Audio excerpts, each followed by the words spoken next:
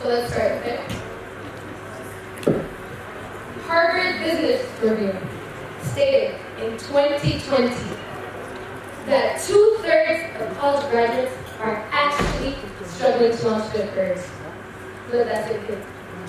2/3 of college graduates are actually struggling to launch their careers. What does that tell us? It tells us that we're simply clueless. Then why on earth does society expect us to achieve so much at such a little time?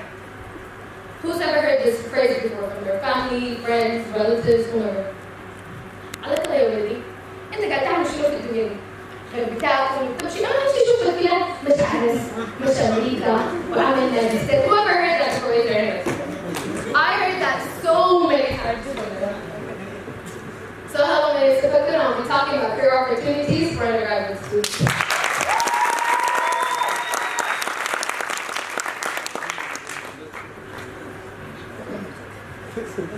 A long time ago, in 2009, there was a TEDx event just like this one. And there was a guy called Simon Sinek. He said that every single organization, every single person knows what they do. 100%. But very few people and very few organizations know why they do what they do. I mean, what's your purpose? What's your cause? What's your belief? Why do you get out of your bed in the morning? Now, Simon Sinek, he said that in his TED Talk when he's talking about how great leaders inspire action. This action, beautiful.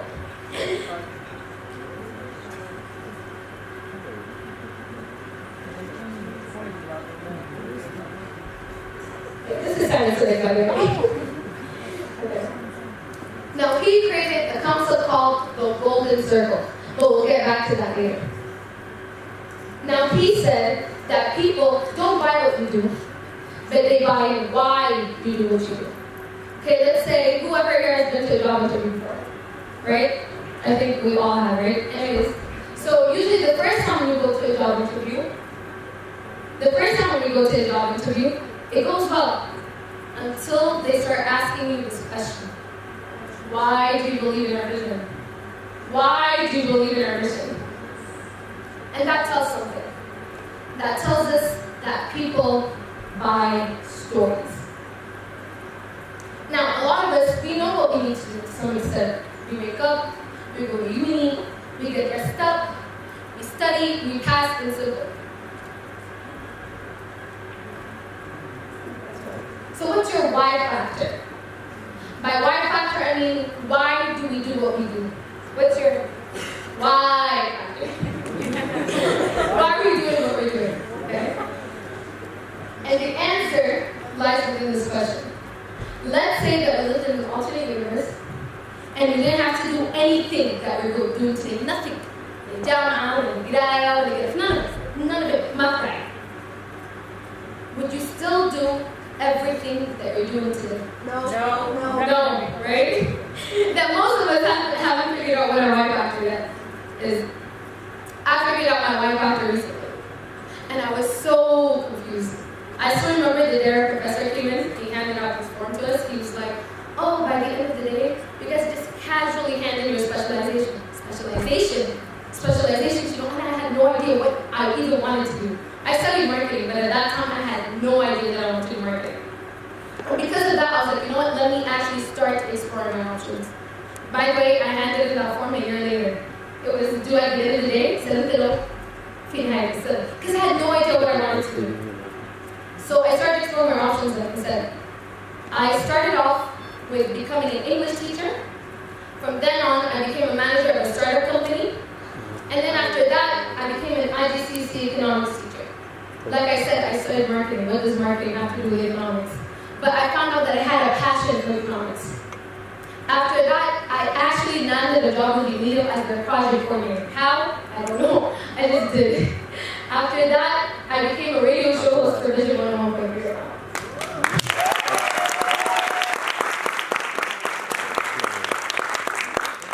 Now, most of the things that I did had nothing to do with marketing, nothing at all. But I wanted to do to them.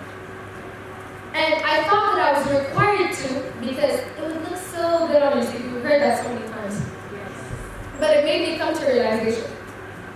The first realization is that I found out that I wasn't really interested in the things that I know. I wasn't really interested in all, some of the things. But because I did what I did, it made me realize what my true interests really were. The second of all, it really benefited my CV. And because of that, I'm literally standing here today talking, and I had no idea that I could have this opportunity if I didn't do all the things that I did before.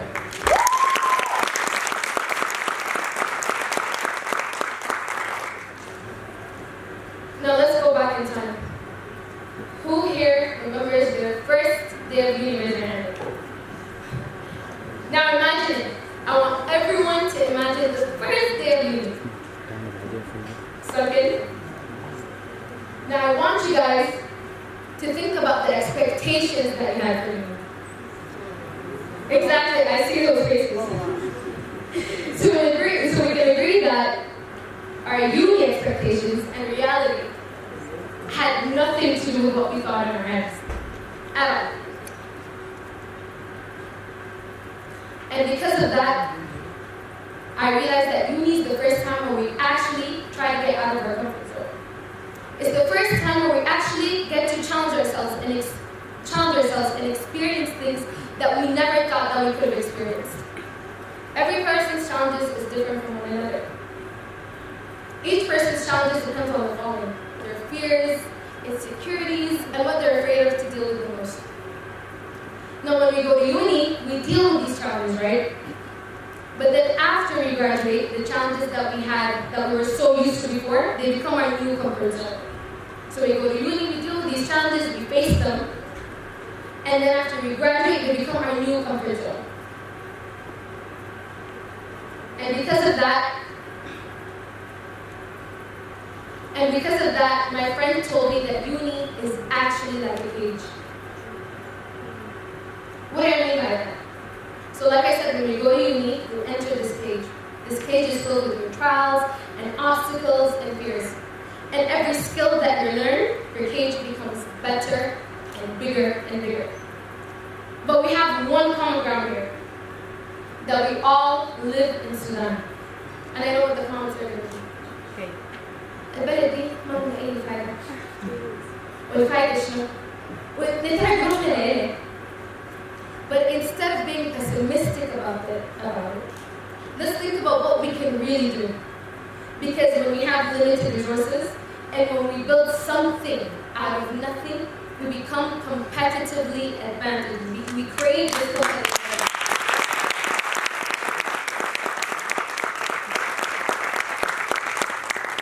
And that's what makes us compete internationally.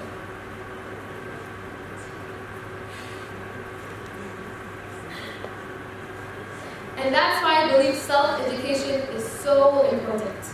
When you educate yourself about the things that you're really interested in, I don't mean things that are related to your field of study, no. I mean things that you're really passionate about.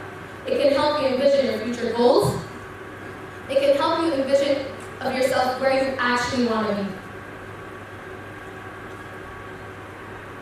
Remember the Y factor that I mentioned earlier? Simon Sinek created this concept called the golden circle. This is the golden circle. Now, usually this concept is for organizations, but I think you can use it individually. So this is how it works. You have your what, your how, and your why. So by what are you offering on the table? What do you want to bring? Your how talks about how are you different? How are you going to link your goals to where you are now and where you want to be in the future? And then you have your why. Why are you doing all these things? Now the thing is, if you have your what and your how, you become less competitive. Like I told you before, people buy stories. So if you don't have your why, you become less competitive. It's just as simple as that. I told you before that I discovered my why factor recently. My why factor is actually because of two things. The first, two things. Number one, I want to become a CEO. As absurd as that is, it's just something that I envision. It's not. It's not.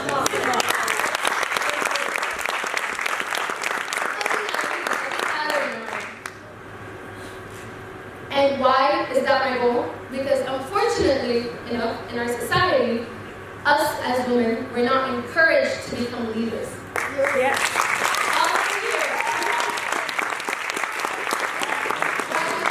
We're encouraged to become housewives. But before anyone comes attacking me, okay? Being a housewife doesn't make you less of a woman who wants to build her career. What I'm saying that is that we should at least have the decision or choice to become leaders. It's just as simple as that. And let me back it up for you guys. This report was given in 2020. This was last year anyway. In companies, 28% of women are actually given presidential titles in comparison to men, that's 59%. And this was last year, so that's huge. That was my first right factor. My second right factor, as I said, or things that really made me struggle, was that I was an undergraduate student. And that term comes with two other terms: lack of experience and unprofessionalism. I heard that so many times. But then I thought about it. What am I supposed to do? I keep hearing those terms over and over again. But as entrepreneurs say, fail fast so you can succeed. Either way, they're going to expect us to fail. So let's actually use this time as undergraduate students to fail. So when we graduate, we're actually equipped with the things that UNIDO does not provide us. So when we use this time to fail, we can actually learn and grow. Now, moving on. Now we talked about all the things that contributed to my cage. Everyone's cage is different. Everyone's cage is filled with their own obstacles, own trials. And these were my challenge cards that I dealt with. Every person's challenge cards are going to be different, and that's okay, that's fine. Now how do you solve all of this? I garnered it into three main basic points that you guys heard before, but it really helps. Number one, do things that actually scare you.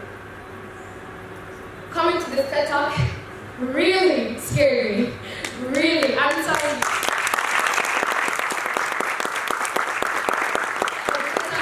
I was able to get out of my comfort zone. I'm actually learning a lot right now. So I'm actually learning and proceeding. So that's number one. Do things that are really scary.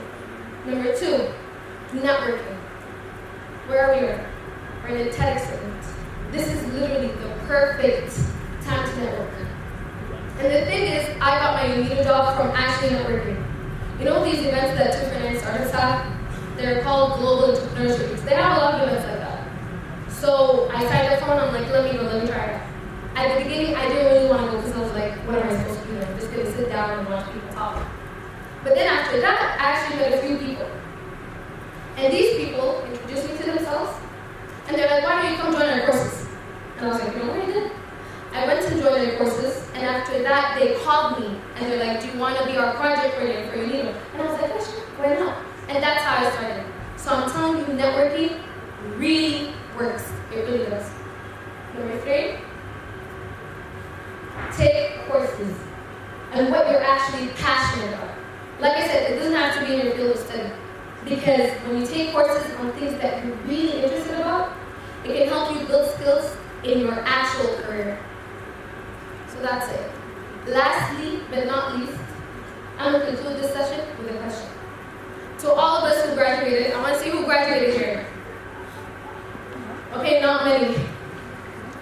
But to all of us that graduated, and for you guys, when you graduate, you guys are going to realize this. Did your degree really help you face your challenges? Or was it just a piece of paper that you studied for? Thank you.